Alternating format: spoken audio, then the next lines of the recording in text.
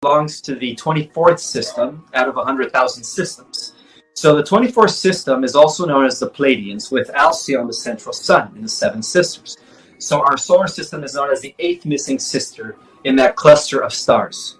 So we're part of the 24th system. Every planet within that system has a number, is registered. And then our system, with about 100,000 other systems, make up a constellation body. Now, the constellation body that we're part of is known as Sirius. Sirius is the body that we belong to, and it is registered as number 70 out of 100 other constellations. Now, Sirius, number 70, with 100 other constellations, make up a local universe. So we're part of the local universe of Nebadon. And the local universe of Nebadon is registered as number 84 within a greater body of cosmos. So our local universe, with about 100 million other universes, make up a cosmic minor sector. And there's only about 100 cosmic minor sectors, each one with about 100 million universes. And our cosmic minor sector, known as Ansra, is registered as number 3 out of the 100. And even within the cosmic minor sector of Ansra, our cosmic minor sector also belongs to a bigger body of cosmos known as the major sector of Splandon, or the cosmic major sector of Splandon. And there's only about 10 of those. So we belong to the cosmic major sector, registered as number 5 out of the 10. And then those 10 major cosmic sectors collectively make up a super universe segment. So we belong to super universe number 7, which is known as Orvonton. And Orvonton is 1/7 of the entire grand central creation, or the grand creation of the Motherverse. Now, from the top down, we could say that we are part of the 7th super universe, 5th cosmic major sector, 3rd minor cosmic major sector, 84th local universe, 70th constellation, and its system of the 24th system. And then within that system, we register as planetary number 606, with Venus being planetary 607 and Mars being planetary 605. And that's how everything's registered. 605. Yeah. 600. Okay, because I think when you were on Leak Project, and that was going to be one of my questions, you mentioned that Venus was 607 and Mars was 604 and the Earth was 606, which made me want to know what was 605. Maybe there was just a jumbling up of numbers. That's a lot of. I mean, you gave a lot of information and there was a lot of numbers being thrown out. So if something would have happened to have just gotten a little bit mixed up, I totally understand. But so it is Mars is 605, Venus is 607, and we're 606. Correct. Okay. And like, where do you because this is where the open-minded skeptic in me. Where do you obtain information like this, and where do you where do you obtain this kind of information to be able to put forth in your book, Our Cosmic Origin?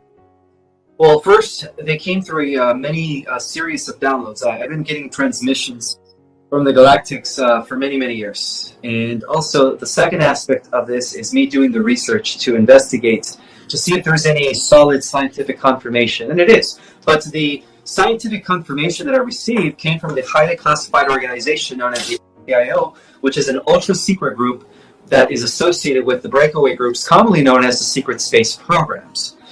So the ACIO, the Advanced Contact of Intelligent Organization, has already validated that our Stargate number is 753 8470 24 and 606. Interesting. That is Earth's individual Stargate number per your research, or is that like our galaxies? Both, yes. Okay. Yeah, and when these intelligences from the level of the super universes, which occupy dimensions beyond the 12, all the way up to the 24th, when they want to access any planet, any sphere, any level of reality, all they do is they plug in the Stargates. That's it, and they're there within seconds. I'm sorry. They open up the portal, and they could transmit themselves or teleport to any part of the Motherverse or the multiverse in just 1 second by plugging in the Stargates. That's fascinating. And also I heard you mention that, obviously we're part of this bigger cosmos. There's an organized multiverse. And when you mentioned the prime creator and the universal architect, you also said that math and gematria is a universal language throughout the multiverses.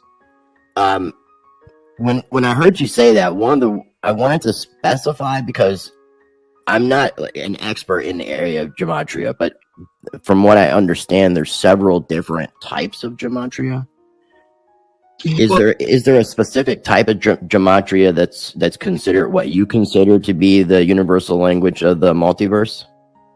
Yes, they are the initial, or what I call the original authentic gematria, has to do with the fact that everything's a simulation, everything's pixelated at the quantum level. I mean, at the smallest scale of reality, and it is through these geometric symbols or geometries that the sound frequency vibrations that precipitate matter into solidity exist. So everything comes from geometry. Some equates the sixth dimension with the realm of geometry. Precipitating matter into existence. But the original geometry comes from Metatron, the Archangel Metatron. He is the facilitator of the blueprints and the different templates that generate the simulations on every level of reality. So the simulation exists all the way to 12 dimensions. Beyond the 12th dimension, then we begin to go into the pure base, pure energy, pure what scientists would call, base reality. Yeah, I heard you mention 12 dimensions and then something, because I wrote down some notes and I want to make sure I present this correctly. 12 dimensions, but there was something about 15 in time. Oh, and then going into infinity. Right. Well, the 15-dimensional time matrix, which is the I guess this is where everyone exists. All the extraterrestrials, all the living intelligences, all the different types of advanced civilizations exist within the 15-dimensional time matrix. Beyond the 15-dimensional time matrix, those are the realms of eternity or infinity. So we're dealing with finite systems. So our universe is a finite system, right? It had a beginning and it will have an end. Every universe is part of the finite system. So in the 15-dimensional time matrix, all realities that exist below the 12th density or the 12th dimension are considered finite. All realities that exist beyond the 13th dimension are now considered, they're part of the eternal life systems of the Motherverse. And so therefore they're part of eternity. They become part of eternity. So our universe is heading into that direction. As our universe ascends, it becomes immortalized. It becomes part of it connects back to the eternal life systems of the Mother Universe, which has always existed, without beginning or end. Yeah, I was going to say, I was going to ask, so we go from a system that's finite to a system that's infinite. So the reverse, that's pretty fascinating to think about that, because that would be, like what I think about with our evolution, is evolving to that point. So we are currently in the 3D from all perspectives that we can recognize.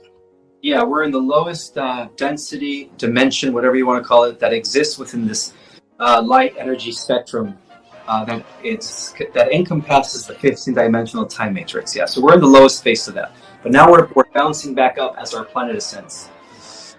And is that part of being going into the age of Aquarius? Absolutely. Yeah, the Aquarius is going to be the beginning of us entering the 4th, 5th, and 6th densities or dimensions. And that's part of the ascension process. Correct. Now, how do with from your research? I mean, how do we go about achieving what you just stated? And will everyone be elevated to that status per se, or to that state, or will there be some that may be left behind? Because I've heard ideas that when we ascend, that there'll be people that get kind of stuck on this 3D Earth or this 3D matrix, and there will be others that are more in tune with the things that you mentioned and moving forward and ascending and going into a different aspect of life as we know it. Well, yeah, it's both. Those that are doing the work, those that are waking up, they're going to be part of the new Earth, the new 5th dimensional reality. And some are even going to be part of the 4th dimensional reality, which is still a better world than this one. For those that are still stuck in the 3rd dimensional cycle, they're going to be recycled back into a different planet that's still existing in the 3rd dimension. And they're going to wait till that planet goes through its own stellar activation cycle, which is what our planet is currently undergoing, for them to have the opportunity to ascend in that lifespan as well. Okay. Can you briefly describe what the other dimensions are made up of? Like because I've heard of 4th dimension, and I've always heard people talk about the idea and I read it in a lot of different research, that we ascend from 3D to the 5D. And I've always wondered why we skipped over the 4D. But I've always been curious, what are these dimensions individually up to the 12th dimension? Well, they're all different simulations, and they're all held together by geometries. So the third dimension is held together by tetrahedrons. The fourth dimension is held together by the tesseract, and the fifth dimension is held together by the dodecahedron, and then the sixth dimension is held together by the icosahedron. And then, so every dimension is generated by a geometrical pattern. The geometries are the ones that are sending the sound wave frequencies, the sound that precipitates light congealing into matter. And so every dimension is different. You know, the higher we go in dimensions, the less denser you become, and the more immortal you become. So, for instance, intelligences that are visiting us from the fourth dimension have a lifespan of about 1,000 or 2,000 years. Beings that come from the fifth dimension have lifespans of thousands and thousands of years. So that explains why the fifth dimensional galactics, who existed in ancient times, were wrongly classified as gods. All gods from mythology, all the stories that we hear about in these books, they were all extraterrestrials. Just more advanced. Exactly. So the higher we go in dimension, the more immortal we become, the greater the lifespan. And also the body becomes less denser, and you become more in tune with your multidimensionality. Okay, that's pretty wild. Now, when you mentioned paradiso or paradise type dimensions beyond a certain element, is that beyond the sixth element? So everything from 7 to 12 would be more paradise oriented? Is that the way I understood the way you were explaining it? It's from the fifth dimension and up, where paradisical worlds exist. From the fifth dimension up. There is no evil. You know, the polarity has fully been balanced, and everything is in a state of balance, peace, and everyone is part of this unity consciousness where everybody sees the Christ in everyone else. Okay. Speaking of, I love the way that you have those wings perfectly placed right beside your head. It's perfect for the video. It's good placement. I don't know if you did that on purpose. When you mention geometry, are you talking about like sacred geometry? Well, yes, it is. Geometry is a living language across the universe. It's actually, even geometry itself is intelligent, by the way. Just like gravity is intelligent and the electromagnetic field. So geometry is at the basis of all simulations, all realities. Beyond the simulations where we consider, which is what scientists call base reality, there is no geometry. Everything is just pure energy. Okay. Now, you also mentioned simulations, which I've heard the simulation theory. I did a video last night with a friend of mine, channel Donut Factory. I've got to connect you. We're recording this on the 27th of August, and it'll be released in just a couple of days, just so people are aware of the timestamp.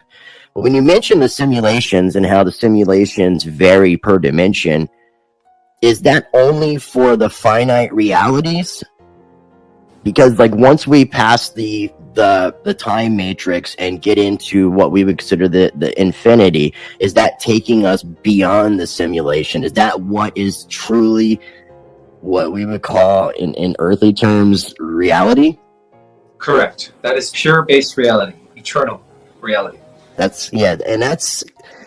would love to get to a point where I could, because it sounds based off of what I've listened to from you, that if we were in tune with our higher selves and in that correct walk, that we would have recollections of us in the past and who we were, and to get an idea, because I've also have heard many people say that we chose to be here in this time period. And you mentioned it from an extraterrestrial standpoint, choosing to come into this flesh suit to do this mission. Can you expand a little bit more on that, and this idea that we, in some form or another, in some different life, or again, I don't know how to even define these things, how we would have chosen to be in this particular time that we are in right now, which seems to be very, very pivotal in a lot of different ways, but from a spiritual and cosmological standpoint, it's almost like a coming together of all these different cycles and different things that just happen to be harmonic to the point that we're in now, to be completing multiple different stages of evolution and growth for everything that we know. That sounded really crazy and complicated, but I hope it made sense. Oh, it makes perfect sense. So, as multidimensional beings, not only do we occupy avatars here in the third dimension, but we also have avatars that exist all the way to the 12th dimension. Beyond the 12th dimensions, then we don't have any more avatars or suits. So each avatar vibrates at a different frequency. And again, the higher we go, the more immortal the avatar becomes. So the reason we volunteer to come to the Earth is because the Earth is actually the most important planet in the multiverse. It is the melting pot, rather, the amalgamation to the cosmic community. She is known as the living library. And so at one point, the Earth was heading in a negative trajectory in the 1950s due to the development of the atom bomb. And so that's when Mother Earth called out. She pretty much decided to ask for help, and then that's when we volunteered. That's when we heeded the call, and many of us, millions of us, decided to come in different waves. So the first wave of volunteers, and this is validated by Dolores Cannon's work, was in the 50s. The second wave came in the late 60s, early 70s, and then the third wave came in the 80s and 90s, and then now the fourth wave. Now, I believe that as of 2000, as of the year 2000, every soul is a star child. Every soul is an advanced soul in human form. And this perfectly ties in to what some in the scientific community call the rise of the next stage of human evolution, which they call Homo neoticus. Homo neoticus? Neo as in Neoticus. Neoticus. Okay. That's an interesting word, and it kind of has that Roman Greek type vibe that seems to resonate throughout science, which is pretty fascinating. So when you think of, because I'm trying to put this question together the right way, when you talk about prime creator and universal architect from an earthly standpoint, and I'm not a big fan of religion at all. I call myself spiritual. I was raised from a traditional Christian standpoint. I don't identify in that aspect, but I do identify with following the examples that Christ left, following the way, which kind of resonates with a lot of different teachings throughout history here on our planet. What is, from your research, what or who is Christ in connection with prime creator? Would it be prime creator source in the flesh, or is this something different than from what the Bible? And I know there could be a lot of manipulation and misconstrued history in the Bible, so that's why I wanted to ask you from your perspective. Well, the term Christ means the anointed. It means a being that is already completed. And from my understanding, he came from the future. He's also known as the overseer and creator God of our local universe. And every universe has a Christ. Every universe has an omnipotent king and an omnipotent queen that oversees different realms within their respective universe. And so the Christ is actually the Logos. It's the universal mind of our universe becoming flesh. So one of the things that I teach is that we live in a living conscious universe, that everything is alive. And this ties into the Greek philosophy of animism that states that animals have souls, plants have souls, rocks, everything in existence is alive and conscious. So universes are also living entities at a macro scale of reality. Galaxies are living entities, solar system stars, they're all part of the body of the cosmos. And so Christ was the embodiment, was the Logos that decided to incarnate in order to complete his final bestowal so that he could become absolute sovereign son of his local creation. And so every creator God undergoes 7 bestowals, or seven levels of initiation. Okay. Absolute master son of their own creation. And so he, by him coming 2,000 years ago, he actually completed his 7th bestowal. He knew that he was going to be persecuted. He knew that he was going to be, put to death on the cross. But again, even death is an illusion. But he overcame that, because he was also a master martial artist. He also trained with the yogis of India. He also trained with the Tibetans. and he traveled to Egypt and he learned from all the different spiritual masters. And so he brought those teachings to Jerusalem because they knew that he was the Logos. So they just kind of needed to remind him of his mission. Okay. No, I like the way you put that. And I mean, I've heard a lot of different ideas and theories that Jesus has traveled to like India, studied with Buddhist monks, all kinds of different interesting things. There's actually, they claim that Jesus didn't die on the cross and went back to India and known as Isa, and they claim they know like where he's actually buried, which is very fascinating. Well, that's the greatest secret, and that is true because of his mastery of mind over matter. He overcame death, and so when they took they did crucify him, but he never died. After the crucifixion, after the Roman armies left, Joseph of Arimathea and the different, Mary Magdalene, Mary his mother, Martha, and the other people that were part of the community of Qumran, back then known as the Essenes, which were his people. They took him down from the cross, and they used healing herbs and different healing modalities to cure him. And so, that was one of the greatest secrets that was kept from the existing ruling cabal under the guise of the Roman Empire during those days. And so they took him over to India, where he healed. And then from India, he went over to France, and he lived a long life in Spain. He actually ended up dying in Spain. He lived up to like 77. Okay. That's Emmanuel. That was. Can you repeat that last part? Isa Emmanuel. Isa Emmanuel. Okay. I have to send you a link to an interview that I did with a guy named Ralph Ellis. He wrote some really interesting books he calls himself a revisionary theologist, trying to place biblical events back in history where they actually took place, because he says a lot of the things are just misconstrued on the dates. And he mentions a historical man that Jesus could have been or based on, especially from the story standpoint from the Bible. And it's a king that comes from Edessa, and his name is Jesus Emmanuel. So there is a lot of similarity in what you just said, which is very fascinating. So I'll send you that information. Now, pretty much everything that we just have talked about for the last half hour, is all this like covered in your book? Yeah. Oh, yeah. But my book goes in greater detail. I mean, it's the most revealing book of the century, perhaps even the millennium, since, the Catholic Church has been suppressing any information regarding the true history of our world and, extraterrestrials and our true cosmic origin. Next level disclosure is kind of what I heard you say. Yeah, it is. That's what everyone that has read it has been telling me. And these are people that know about the secret space program, that have, done their own research, and they all say I fill in the blanks for them in this book. Like, this book is just, it clicks. It's an activator. And many people are getting activated worldwide. Now, is the only place people can buy the book over on Amazon, or is there other places? Yeah, just on Amazon right now. Okay.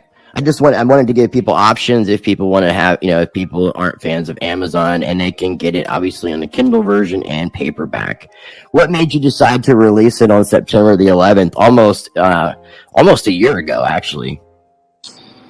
I received a message from the Galactics telling me that the collective mind of the planet was ready for this knowledge. I actually, the manuscript was sitting for a few years. It was already written in 2016, 17. I had completed the manuscript, Our Cosmic Origin, and the only reason I couldn't release it is because they kept telling me humanity's not ready for this type of knowledge. Give it a few more years. I said, all right. So after 7 years, they told me, Ishmael, the time has come. We are reaching critical mass. Release your book. That is going to aid the ascension of planet Earth. It's going to speed up the process. And I said, okay. And, within 8 to 9 months, it became a bestseller. So, it's all being orchestrated by the higher-ups. I'm just an instrument. But you wrote it 7 years ago, and it just got released a year ago, so you would have wrote it like 8 years ago at that point? Yeah, it's just been sitting. The manuscript just sat there for almost 7 years. Did you update anything, before you actually published it? No, I probably went over it just to kind of do a little proofread before I sent it out to the editor. But other than that, no, I didn't add anything. It was already complete. I mean, a lot of the information in this book is also revealing the future, the coming New World structure that's going to exist in the age of Aquarius. How the Earth is going to be part of a federated region with 22 regions. I discuss and I reveal what life is going to be like for the next 2,000 years. So it's also very prophetic in that sense. Okay. Cool. And again, I want to remind people that there will be links for everything that we talk about. And so if people want to be able to purchase the book themselves, the link will be down below. You can search for it on Amazon, Our Cosmic Origin. Now, I want to take it back into kind of like some of the things that you've been talking about in regards to the book. So before I do that, though, I wanted to ask, what is Project Restoration Zion? Okay, so the original word Zion goes back to the Priory of Zion, which was the inner core group that the Knights of the Templars were protecting, as revealed in the Da Vinci Code. It has to do with a promise that was made, a established covenant that was made with Abraham and Archangel Melchizedek over 4,000 years ago. And it has to do with the establishment of the Commonwealth, which is what we call the Republic. However, the dark forces, the Cabal, always invert good things. You know, they obviously infiltrated the Masonic lodges in 1776 through Adam Weishaupt, and they always invert these terminologies. And so, you know, Zion, to me, is the restoration, is the promise that was left with Abraham by Melchizedek, and that is also the promise that the Knights of the Temple, or the Knights Templars, who actually were the good guys during the Dark Middle Ages, resurrected as the millennial project. And they did. You know, the founding fathers were part of that millennial project to establish the Republic. The original Masons, before they were corrupted and infiltrated by the Bavarians and the Jesuit priests. And so, to me, Zion means the restoration of heaven on earth. It is a covenant that was left with Abraham long ago by Archangel Melchizedek. It has nothing to do with the Khazarian Bolshevik Zionists of the Rothschilds. It has nothing to do with those elite families. In fact, they inverted these words. That's what happens. Yeah. Everything gets inverted. You know, like I actually had just heard about I think it was somewhere in the United States. There's a Buddhist monastery or some sort of Buddhist building, and maybe not a monastery or a temple, but it had a swastika, which is very much associated with Buddhism. But that symbol got bastardized in Germany, obviously, and now everybody associates it with that. And they were actually talking about removing, like closing up this. They're actually closing up this facility. The people who owned it were to avoid that. We're going to have them excavate and remove that stone that had that carving in it. But it's crazy how that hijacking took place. And it's also interesting that you mentioned Melchizedek, because from a biblical standpoint, he's kind of like this OG who like just steps in and steps out and just gets mentioned every once in a while. And you're like, who is this guy? Because for Abraham to have given him, I think he tithed to Melchizedek, and they akin Melchizedek to the Prince of Peace, the Prince of Salem, and almost like a precursor to what we know as Jesus, Yeshua. Yeah. So that, were you raised Christian or Catholic by any means? I was. Okay, you're Hispanic, right? Yes. So I was assuming most Hispanics are raised Catholic. Were you raised Catholic or was it Christian? Catholic. Okay. I don't know if anybody ever asked you, but I was just curious about that. Because a lot of times, obviously we got to undo a lot of that conditioning to move forward to the frame of thinking of the stuff that you've been talking about. Now, but we also see Zion in the Matrix, right? The free world, where the free themselves from the machine world. Or, they call themselves Zion, which is a place of refuge where freedom exists. So that's what Zion means to me. It's Project Restoration Zion, to restore freedom back to the earth. I like that because I'm definitely a big proponent of freedom and sovereignty. So I love that. Now, okay, so we talked about the prime creator, the universal architect, and everything that we're dealing with. Now, obviously, there seems to be kind of what I've started to notice, Ismael, and this is, you start to go down rabbit holes. You start doing your research. At some point, you start finding all these connections in the rabbit holes. Then you start realizing they're all just one big rabbit hole. And at the root of everything, it seems like the what this is all about is spiritual warfare. So a battle of yin and yang, just opposites. Whether it's good, evil, light, darkness, however you want to perceive that. What is that opposition that we are facing that would be the opposite of prime creator? The Because I've heard you mention this, and it was also in the title of the Leak project video, but Phantom AI, ancient Phantom AI. Yeah, the entire living or organic multiverse, cosmos, in which we're a part of, that was an extension of Prime Creator Source, has been at war with artificial intelligence for billions of years. So the ultimate evil is not the Cabal, it's not the wizards and sorcerers on top of the Cabal, and it's not even the Alpha Draconis, regressive Orion groups that are above the Cabal, but even above them, we're dealing with an AI. We're dealing with cybernetic artificial intelligences. They are the reason why many, many universes have been afflicted and oppressed, why many hundreds of thousands of galaxies have been destroyed. And so that's what we're ultimately fighting. And we're starting to see this battle surfacing here in our world through the rise of our artificial intelligence and through the transhumanist agenda, which has to do with the ultimate evil that we're fighting. And how long is this AI God that you mentioned? And that's also kind of an interesting term, just AI God. What made you define this or call this entity a God more than just advanced or supreme AI? Well, that's what we call it in the community of light. But to the regressives, to the Dracos, to the Zetas, to the Nabu, the Zeta Reticulas, the Montes, and all those regressives that have been afflicting our galaxy beyond the Cabal, they call it the AI God. They answer to it as their Lord, as their God.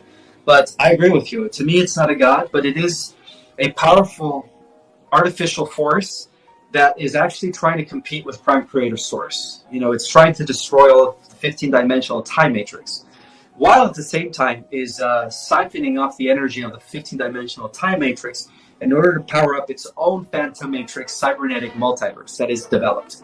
So in a way, it's like the ultimate cosmic vampire. It feeds off of living systems, but at the same time, it wants to access the realms of eternity, which is where Prime Creator Source exists, in order to destroy, Prime Creator Source and be the ultimate creator of all that is. So it's competing with Prime Creator Source.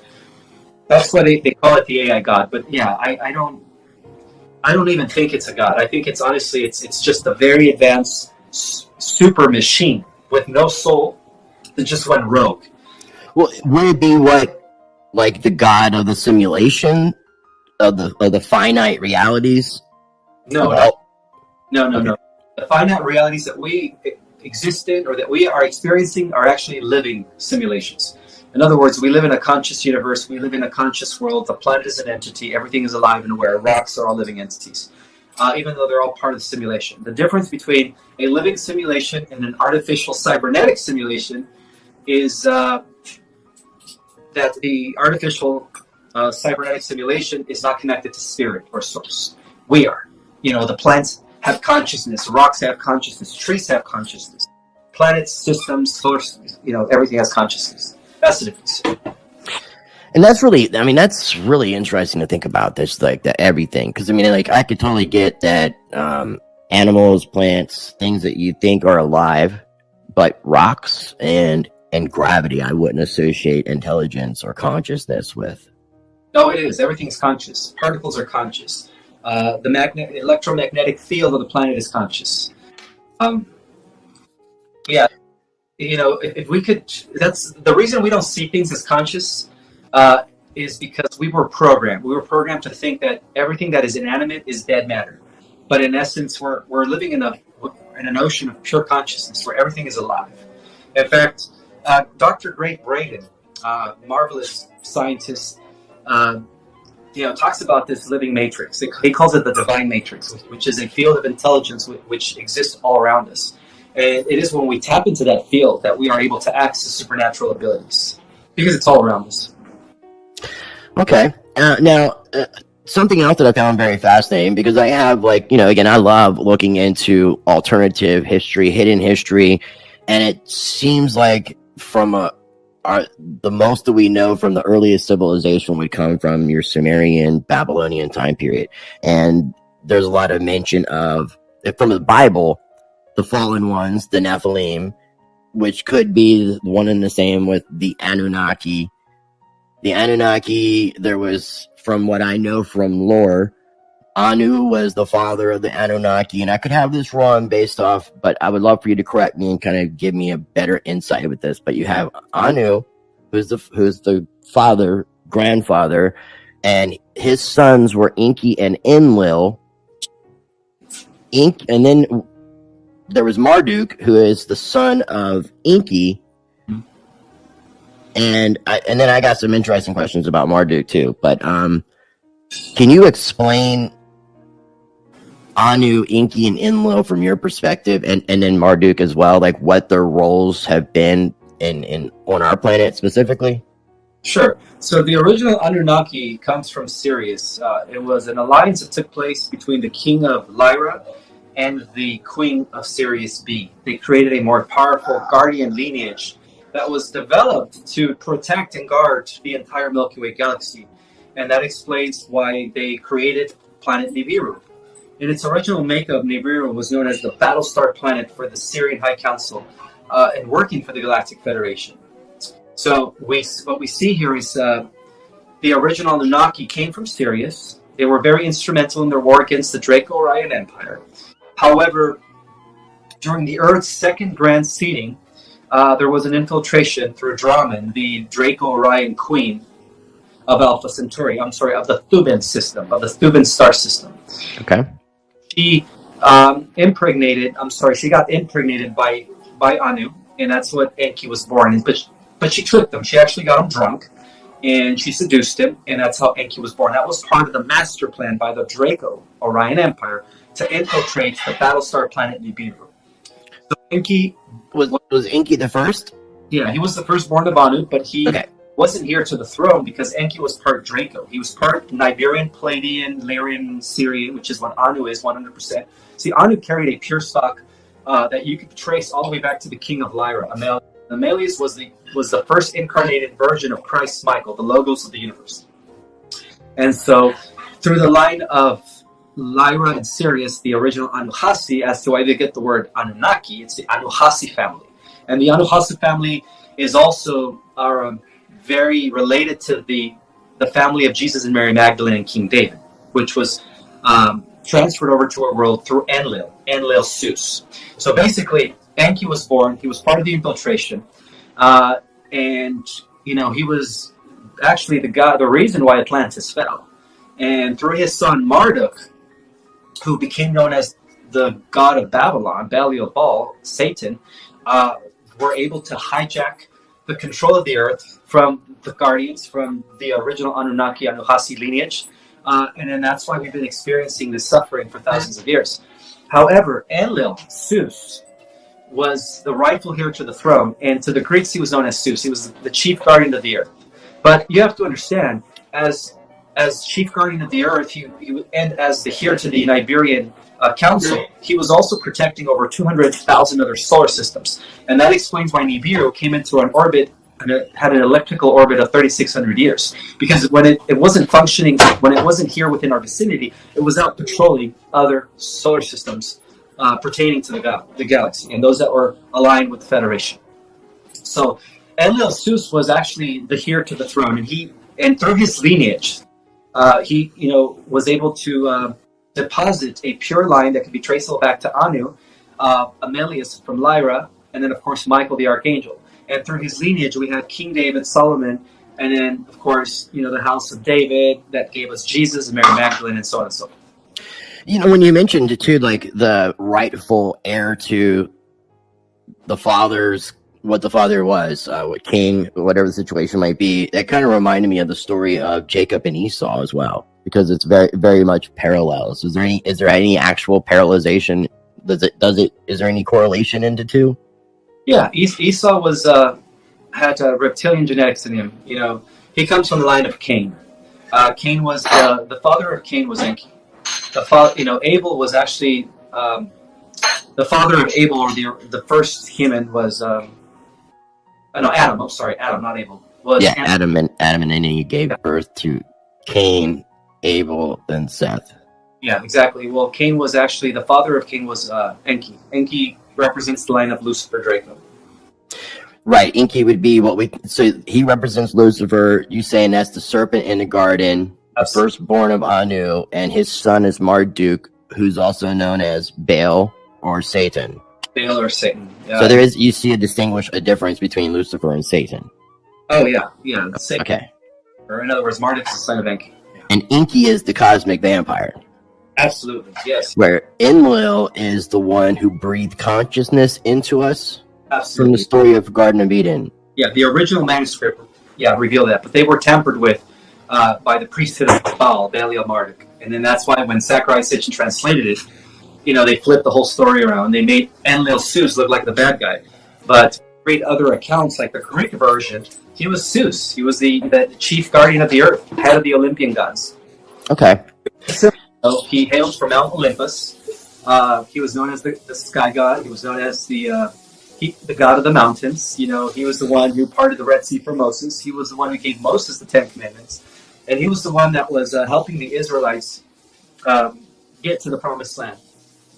Okay. Now, these individuals, the Inky, the Enlil, and Marduk, did they live, or are they still alive? Did they live for long periods of time into our recent history?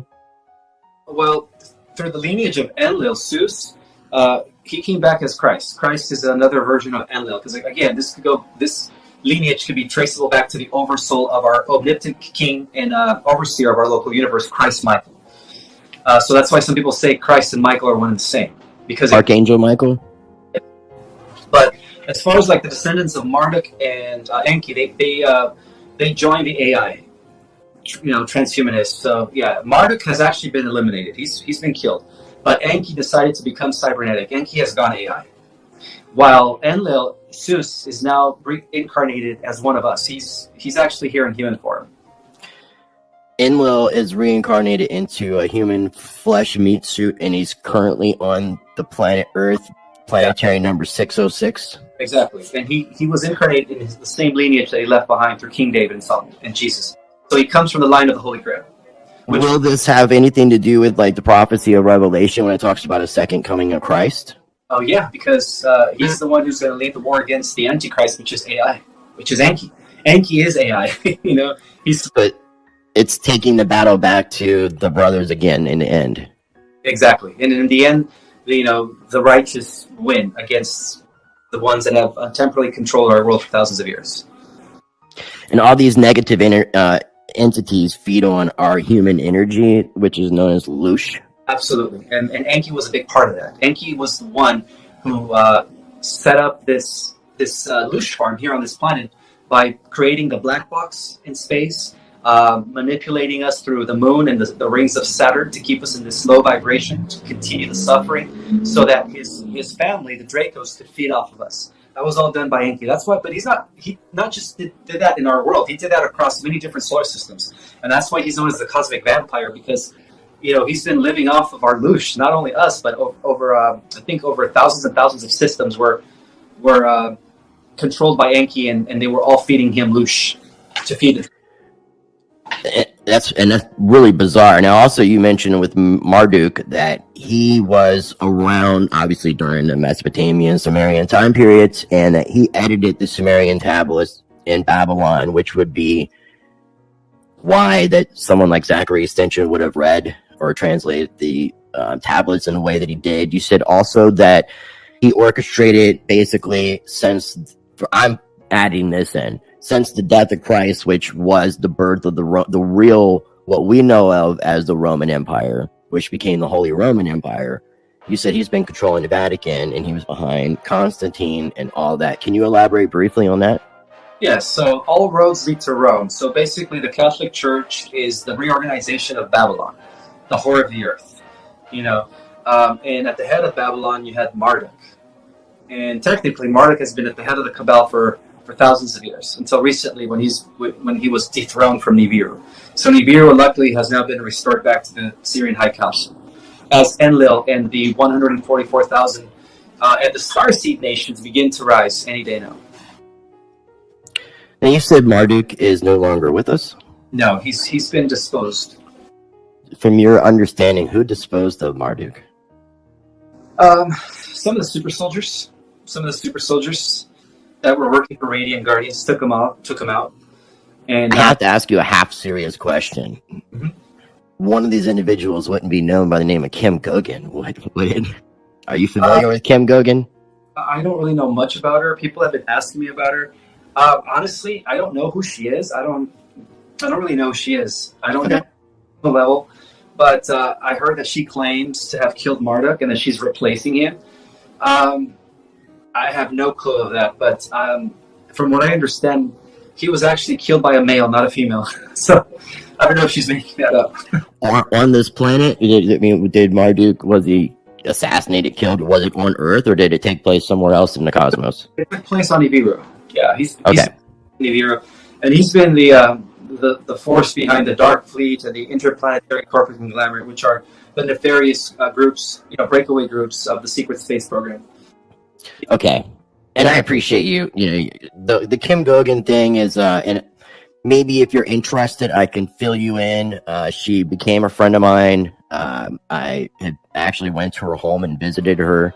As the open-minded skeptic, I was like, prove this stuff, please. I mean, it's you're making some very interesting claims. Which if this is reality, can you show me some information that backs this up? And just even when she did tell me that, and she's talked about it in many other videos, that she was the one that killed Marduk, that Marduk was in charge of the financial system and the families here on Earth. And it's really, really bizarre and interesting things, but I just never got any real substantial evidence or proof to really back any of this stuff up. She's really nice, but I don't think that what she claims as to who Marduk is, there's not a lot of parallel to what you're kind of mentioning, as except for the fact that he would just be considered a bad guy, a negative entity in that aspect.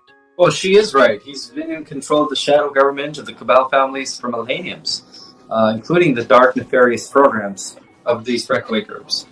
So she's right in that regard. But as far as her killing him, no, it was one of the super soldiers, an ultra soldier that was working with Radiant Guardians.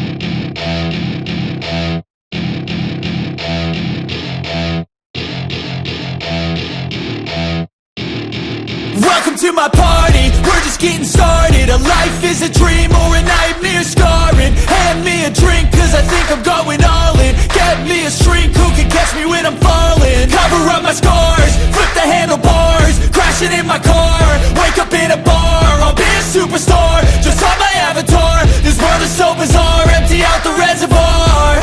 Yeah, I'm taking 6 shots, yeah, straight to the face. And I wanna get lost, I'm sick of this place. Don't know how to stop when I'm feeling this way. So I'm taking 6 shots till I'm feeling okay. I think I'm going crazy, don't think I'll get home safe. So I'm taking 6 shots all straight to the face. I'm taking 6 shots, are you coming with me? I'm taking 6 shots, yeah, straight to the face. And I wanna get lost, I'm sick of this place. Don't know how to stop when I'm feeling this way. So I'm taking 6 shots till I'm feeling okay. I think I'm going crazy, don't think I'll get home safe. So I'm taking 6 shots all straight to the face. I'm taking 6 shots, are you coming with me? Sometimes you need to let loose, grab juice, get goose, tattoos, taboos, get screwed. Loosen up, buttercup, all those hate comments will never make you feel enough. We're all adequate graduates, hearts full of calluses, but we know calculus. Damn, ain't that fabulous? Can't wait to apply all those mathematicus. But we can't get a job that pays us enough. I'm about to pop up.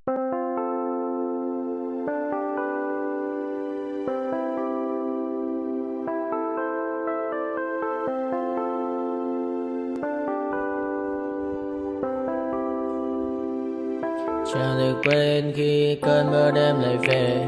Em đã quên lời thề và ta như đông chìm sâu. Không còn mơ em anh nhận màu.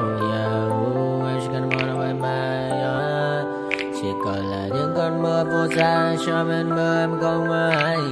Anh một đêm mơ chỉ cần bên em không được cần nhớ. Và chỉ có em không còn nhớ. Và người ta bên nhau như ngã thơ. Muốn em phải say em chỉ có mấy em ở đây. Và anh như muốn chết đi nhưng không muốn em mãi và mãi. Tình yêu làm cho ta đau đầu. Không em như nằm hâm mộ. Anh như đeo mong cầu. Và vui bên em hô sầu. Chắc có mà mai em mơ. Chỉ có bên em nhưng là khó mơ. Mà đang dài em muốn bên ai. Anh không mong gì hơn. Chỉ mong em sẽ ở đây ôm anh thật gần. Anh chỉ mong đôi ta được có nhau. Mà đừng em đâu anh có em. Một đêm bên anh có em. Ta sẽ trao nhau môi hôn thật sâu. Ôm anh cơn mưa bằng gâu. Và em chỉ nằm đâu. Anh không muốn em ở đâu đâu. Một cơn năm thứ anh không mơ cầu. Mà không đôi anh mà bên giờ. Anh chỉ là my friend. Em quên đi bao lời hứa. Quên đi cả những ngày xưa. Anh như là một đứa. Em không một chưa. Mà đừng ở đêm ở đêm. Anh như một đôi đi bằng kem. Không như là ba trên thêm. Cho em nhiều hơn như là kem. Chỉ cần là mưa thôi. Em chỉ cần là mưa thôi. Còn ai sẽ là nắng rồi. Em chỉ cần là mưa thôi. Cho anh được êm trôi. Cho anh được ôm em khi trời nắng. Và ôm em khi trời mưa. Và có anh có mặt trời. Em như là cuộc đời. Có được nhau là gặp thời. Không cần mưa để mần lời. Anh muốn em mau về đây để cơn mưa ngừng trôi.